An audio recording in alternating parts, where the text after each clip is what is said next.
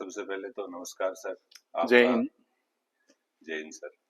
आपका बहुत बहुत स्वागत है। आपका धन्यवाद, आपने हमारे लिए समय निकाला।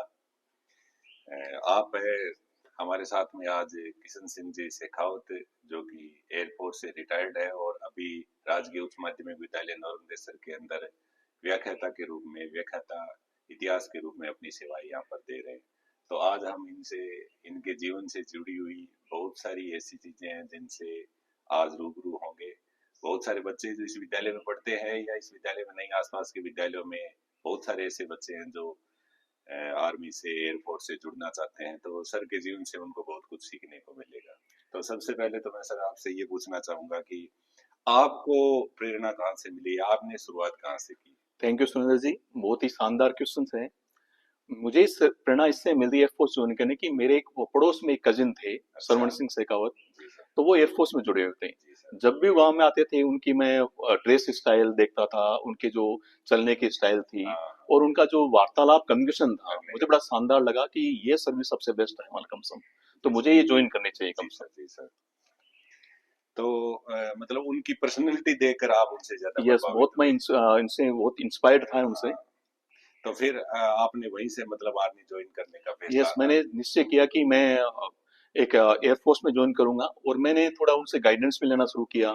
तो उन्हें शुरुआत की, उनके छोटे भाई है वो एजुकेशन आर्मी में एजुकेशन हवलदार थे, तो तो फिर उनसे। सर आपने पहली बार जब ज्वाइन करके यूनिफॉर्म पहनी, जिसको आप अभी तक दूर से देखा करते थे, आपने जैसे कहा कि उनको देखता था, यस तो फिर उस समय कैसा महसूस हुआ उसके बारे में? साहब, आप मुझे वापस 35 साल पहले ले जा रहे हैं कि वो फीलिंग अगर अब भी मैं महसूस करता हूँ ना, कि मुझे लगा कि I am the top of the world, अच्छा। कि मैं दुनिया के सबसे ऊंचाई पहुंच का, मैं हाँ, हिमालय क्योंकि फतह जो कर लिया वो एक ड्रीम था है। वो, यस, तो और एकदम ट्रू हो गया, सच हाँ, हो गया है वो मेरा ड्रीम। उसको अचीव करना, वो एक यस, मतलब उसका बयान नहीं किया जा नहीं कर सकता। सकता, शब्दों में हो ही नहीं सकता वो तो चीज। सर ज्वाइनिंग करते ही सबसे पहले जो ट्रेनिंग हुई, तो ट्रेनिंग के दौरान का कोई आपको विशेष किस्सा अगर कोई याद देखो, हो तो? ट्रेनिंग बड़ी शानदार थी। हमारा बैच, हम जोधपुर बैच से थे और उसके बाद में कई जो हिंदुस्तान के कई सेंटर्स के सिलेक्शन सेंटर के बैच आए, तो बहुत शानदार था। तो कई बार हमारे एक तिवारी जी थे, अच्छा। तो तिवारी जी उत्तर प्रदेश से थे। तो हमारे जो छोटी यूनिट्स को फ्लाइट कहते हैं, अच्छा।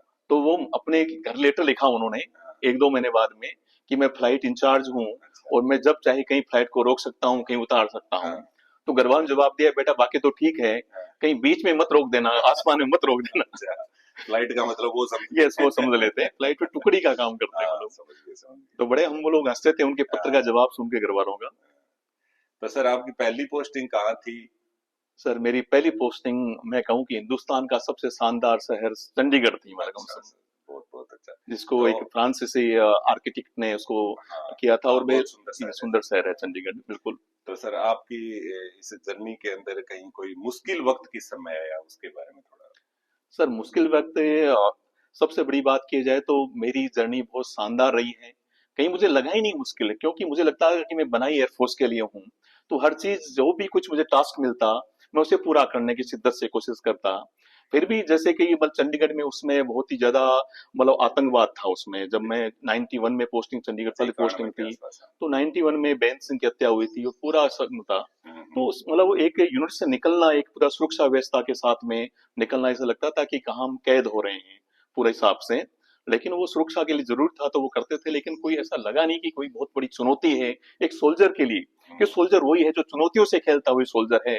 अगर वो हर चीज को अगर परेशानी समझेगा तो वो अपना रोल अदा कर ही नहीं पाएगा। सर सोल्जर से मैं ये पूछ रहा हूँ कि एक जो सोल्जर होता है कि उसकी जो ड्यूटी अपनी अपनी फोर्स के लिए या अपनी बटालियन की जो होती तो होती है, इसके अलावा एक साधारण व्यक्ति में और एक सोल्जर का समाज के प्रति उत्तरदायित्व में क्या हो जाता है सर?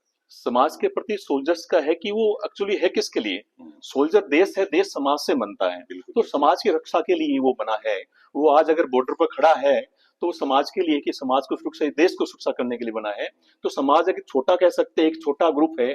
समाज से बड़ा कोई राज्य बनता, राज्य से राष्ट्र बिल्कुल बनता है। बिल्कुल तो बिल्कुल। समाज के प्रति उसकी जिम्मेदारी जो राष्ट्र के प्रति है, तो वो देखता है कि सेल्फ, नेशन बिफोर सेल्फ, हम्म। नेशन बिफोर सेल्फ, स्वयं से पहले राष्ट्र है। पहले तो राष्ट्र। स्वयं से पहले समाज है।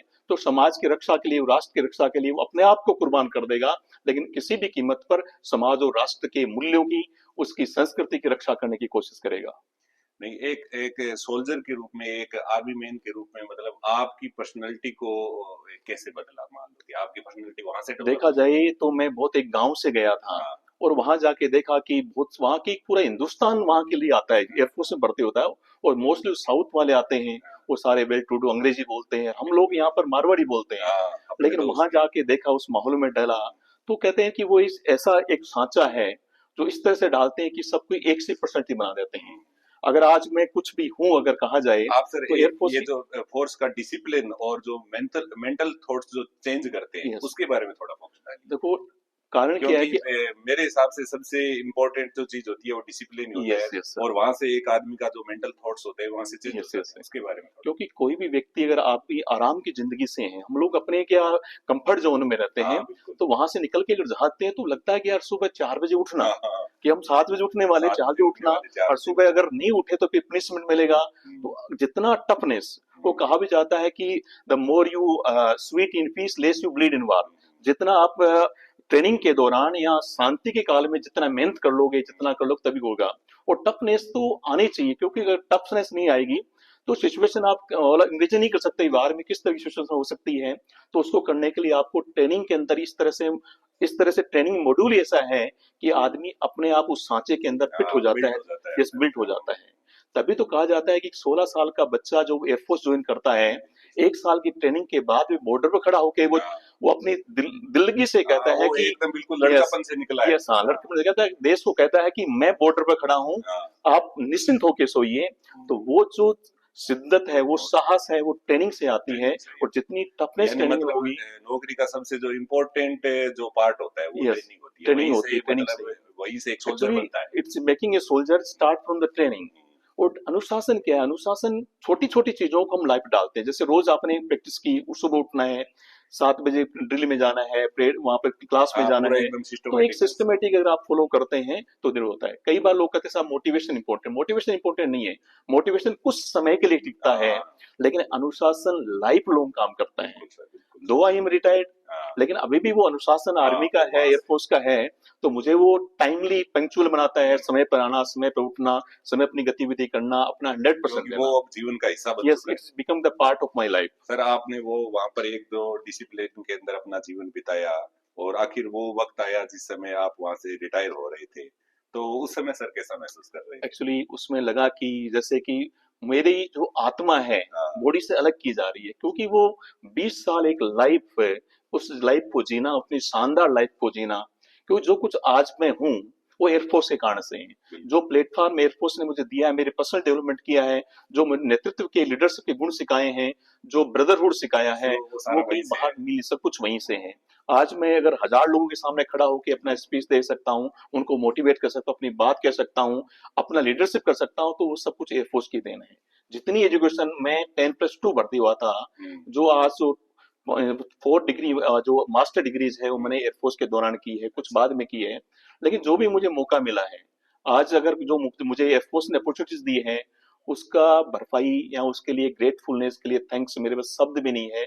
सारे शब्द कम पड़ते हैं कि मैं उतना कितना ग्रेटफुल हूँ एयरफोर्स के लिए, जिसने मेरा पूरा आमूल चूल जीवन को बदल दिया पूरा। बिल्कुल सर, बिल्कुल। कोई भी आदमी वहां जाता है तो वहां से बहुत कुछ लेकर आता यस। है। अब मैं पूछना चाहूंगा सर, एक एक तरफ आप वहां पर एक आर्मी मैन की लाइफ जी रहे थे, उसके बाद में आप एक सिविल मैन में आ गए और यहाँ से एक नई पारी की शुरुआत की, इसके बीच में आपने क्या डिफरेंस एक्चुअली देखा है? कि वहाँ का जो माहौल था, हाँ। जैसे हम वहाँ कहीं छुट्टी से जाते हैं तो हमें दो हाँ। तीन दिन खाना नहीं बनाना पड़ता, लोग पहले से तैयार रहते हैं।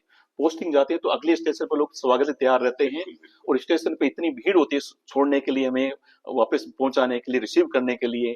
और वहां पहुंचने के बाद भी 4-5 दिन हमें चिंता नहीं है कि हमारा घर सेट हो रहा है। लेकिन सिविल में आने के बाद थोड़ा अलग है, क्योंकि यहाँ पर माहौल हर जगह समझौता करना पड़ता है। बिल्कुल यहाँ सर। इंटेग्रिटी की कोई कीमत नहीं है, ऑनेस्टी की कीमत नहीं है।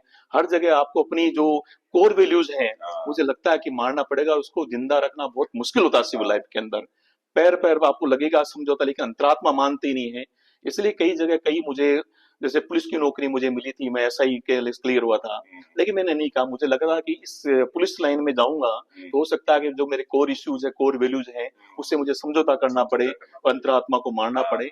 लेकिन मुझे लगा कि टीचर जो लाइफ है, जो मेरा सेकंड लाइफ का ऑप्शन था, कि फर्स्ट मैं सोल्जर बनूं, उसके बाद मैं टीचर बनूं, तो वो सबसे बेस्ट है। उसमें कहीं अंतरात्मा को मानने की जरूरत नहीं है, आप अपना गिव बेस्ट। वो तो हमने देखा है सर, आपने मतलब अभी तक हमारे साथ में जितना समय बिताया है, तो जिस ईमानदारी के साथ में आज आप शिक्षा की शिक्षक के क्षेत्र के अंदर जो नौकरी कर पा रहे हैं, शायद आप उस क्षेत्र में वो नहीं कर पाते, क्योंकि वहां समझौता करना पड़ता, और आप समझौता यू करने आर के लिए। एब्सोल्यूट एब्सोल्यूट राइट, तो ऐसा होगा ही। लेकिन यहाँ है कि जितना मैं देना चाहूँ उतना दे सकता हूँ। हम्म, यहाँ मेरे पास कोई रुकावट नहीं है, कोई बिल्कुल दबाव बिल्कुल, प्रेशर नहीं हाँ। है। अगर मैं हंड्रेड और परसेंट ऊपर ये भी तो है कि आप जैसे और भी तो इस समाज के लिए बच्चे तैयार कर तैयार सकते हो, कर सकते नौजवान सब, तैयार कर सकते हो। मेरा मकसद टीचर करने का जो इनका यही था कि मैं जो आने वाली पीढ़ी है उसको संस्कार दूं। आज दुनिया में जितनी भी गड़बड़ हो रही है ना, वो क्यों हो रही है? शिक्षित लोग, सारे शिक्षित लोग हैं, हम्म, फिर भी गड़बड़ हो रही है। क्यों हो रही है? क्योंकि शिक्षा के साथ संस्कार नहीं है। मेरे हिसाब से सर बच्चों के अंदर सिविक सेंस नहीं है, यस, हाँ। वो सिविक सेंस आपने नहीं पढ़ा होने के। होगा कि हाँ एक संस्कृत वर्ड है साक्षरा। हाँ। साक्षरा मतलब शिक्षित है। हम्म, लेकिन अगर वो शिक्षित है, साक्षर है, उसके साथ संस्कार नहीं हो गया तो इसका उल्टा हो जाएगा, जिसका हाँ, होता है राक्षसा हो जाएगा। राक्षस, और जितने भी आज बम विस्फोट हो रहे हैं, जितना भी गलत कार्य है, कोई हाँ, अनपढ़ नहीं कर रहा, अनपढ़ नहीं पढ़े है, लिखे कर पढ़े रहे हैं। लिखे हैं। इसलिए समाज को वैल्यूज की जरूरत है। इसलिए मेरा एक ड्रीम भी है कि मैं इस रिटायरमेंट के बाद, टीचर के बाद में एक गुरुकुल खोलूं, जिसमें शिक्षा के साथ संस्कार पहले दिए जाएं, बिल्कुल सर। ताकि ऐसे कोहिनूर पैदा हो इस देश के अंदर, जिसे माँ भारती अपने मुकुट में सजाकर अपने आप को गौरवान्वित महसूस कर सके कि ऐसे हीरे हैं मेरे। बिल्कुल सर। अभी अभी वर्तमान के अंदर आसपास में सर जो नौजवान जो युवा साथी है ना, वो ज्यादातर गलत ट्रैक पर जा रहे हैं। गलत ट्रैक में से चाहे वो नशा नशा है कर रहे हैं, या सही जो बात है किसी बिल्कुल। प्रकार की और भी बहुत सारी चीजें हैं, उनको आप स्पेशली क्या संदेश देना चाहेंगे सर? उनको कहेंगे कि भाई नशे से दूर रहो, नशा है जीवन को बर्बाद कर देता है। और जीवन में शुरुआत छोटी छोटी चीजों से करो। अनुशासन, जैसे आज आप छोटी सी चीज का कि मुझे आज 7 बजे उठता है, तो आज मुझे 6:30 बजे उठना है, तो 10-15 दिन में आपका हैबिट में आ जाओगे, हाँ, उसके वो बाद तो आ फिर आ जाता है जाओगे। रूटीन में, तो आता धीरे धीरे शुरुआत छोटे छोटे कदमों से होती है। है। कभी भी बड़ी छलांग या बड़े कदम लिए नहीं एक जाते। साथ में नहीं लिया छोटे जा छोटे कदमों से आपके जीवन में बदलाव आएगा, और वो ट्रांसफॉर्मेशन हमेशा लाइफ लॉन्ग रहेगा आपका। बिल्कुल। तो जो अभी जो युवा साथी है उनके लिए सर ने बहुत अच्छा संदेश दिया है कि आप अपने जीवन में चेंज कर सकते हो। अगर गलत ट्रैक पर चले गए, इसका मतलब ये नहीं है कि आपका जीवन खत्म ये हो खत्म हो गया। गया। आप दोबारा से उसको शुरू कर सकते हो। सर इस सर्विस में आ गए यहाँ पर, अब जो नई सोसाइटी बन गई, नए दोस्त बन गए, तो क्या अभी भी वो जो उस समय आर्मी में रहते समय, वो जो आप एयरफोर्स या आर्मी में रहते समय वो दोस्त थे, वो कनेक्टिविटी है अभी यस भी? डेफिनेटली, मेरे कम से कम 100 जो दोस्त है, जो मेरे हाँ एयरफोर्स के ऑफिसर भी हैं, हाँ वो मेरे से रेगुलर टच में हैं, फेसबुक हाँ पर है, बात भी कर लेते हैं हम लोग। हाँ इन बार शादी, बच्चों की शादी में भी, मेरे बच्चे की शादी में भी लोगों ने अटेंड किया एयरफोर्स वालों ने आके। तो वो जुड़ाव ऐसा है कि वो सुरेंद्र जी कभी जिंदगी में खत्म नहीं हो हाँ, सकता। वो तो है और सर। वो एक आपने बहुत, अपने जीवन का बहुत यस, महत्वपूर्ण जो पीरियड ऑफ जीवन टाइम था वो। युवावस्था वहां हाँ, गुजारी है। तो ये मेरे लिए वहां की यादें और वहां के जो दोस्त है, वो एक धरोहर है मेरे लिए। कोई सर ऐसा किस्सा बताइए, कोई थोड़ा फनी हो, कोई ऐसी याद जो अपने देखो, साथियों के साथ। हमारी एक बार जैसलमेर में एक्सरसाइज थी, मतलब अच्छा। हम कर रहे थे, हम टेंटों में रहते हैं। हाँ। सुबह उठे तो देखा एक बहुत बड़ी लाइन लगी हुई है, बहुत सारी। अच्छा। सभी लोग कपड़े मतलब अंडर में नहाने के मूड में हाँ थे से। हाँ। तो मैंने कहा भाई, ओपन में ही होता ओपन था के सर? अंदर, अच्छा। तो मैंने कहा ओपन में भाई कहाँ से पानी कहाँ से आ रहा है हाँ जैसलमेर में? हाँ हाँ। तो उन्होंने कहा सर फायर ब्रिगेड आ रही है। फिर अच्छा। फायर ब्रिगेड आई। हाँ उसके बाद वो सबको नहलाना शुरू किया। हाँ अब कोई मतलब अपने आप को साबुन लगा रहा है, हाँ। इतने दूसरा धक्का दे रहा है। वो देखने में लगा कि अच्छा। यार क्या लाइफ, कितना आनंद लाइफ है, मतलब मतलब उसको इमेजिन करे थे, इमेजिन फायर करें। ब्रिगेड आई हुई है लगे और इसको, सारे सारे एक मतलब साथ लाइन में नहा रहे हैं, वहां बिल्कुल। पर मतलब पानी की व्यवस्था थी पानी की नहीं। व्यवस्था नहीं थी, वो एयरफोर्स स्टेशन बुलाया गया था। हाँ, तो उसके लिए सबको नहलाना करना व्यवस्था। तो वैसे ही मतलब ऐसे लाइन में खड़ा किया हुआ था, ऐसे खड़ा ही किया होता है, ऐसे फंवारा मार रहे हैं ना वो फायर ब्रिगेड वाला। तो उससे लग रहा है, वो लगा सीन लगता है कि यार वो आज भी मेरा ऐसे दिमाग में, इमेज में भी याद में है, कि उसको जब याद करता हूँ तो फिर हंस लेता हूँ कम से कम। बिल्कुल बिल्कुल सर। बहुत बहुत धन्यवाद सर, आपसे बातें करके बहुत अच्छा लगा। थैंक यू सर, आपसे भी आज मुझे बहुत अच्छा लगा। और मुझे, मेरी जो भावनाएं हैं, मेरी बातें हैं, आपके इस चैनल के द्वारा लोगों तक जाएगी। जरूर लोग सर, शायद जरूर सर। जरूर और एयरफोर्स नहीं से तो जुड़ना ज्यादा शुरू नहीं कर तो दें। कम से कम जो नौजवान साथी है, युवा साथी है, उन तक पहुंचे और वो इससे थोड़ा कुछ सीखे और अपने सीखें जीवन और में डिफेंस के प्रति अपना नजरिया बनाएं और ज्वाइन करें। थैंक धन्यवाद। यू। जय हिंद साहब, थैंक यू।